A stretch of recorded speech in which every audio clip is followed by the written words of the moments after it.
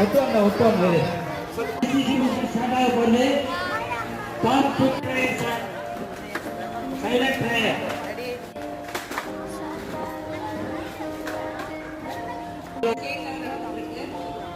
சந்தோஷம். ஹைஸ்கூல்ல இருந்து நிறைய மாணவர்கள் நடத்திருக்காங்க.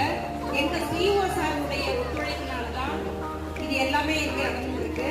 ஏன்னா சிஓ பர்மிஷன் இல்லாம கண்டோன்மெண்ட் பள்ளியில எதுவுமே கிடைக்காது. ஸோ சிஓ சாருடைய ஆர்வத்தினாலதான் உண்மையே நாங்கள் சிஓ சார் தான் நாங்கள் நன்றி சொல்லிக்கிறோம்.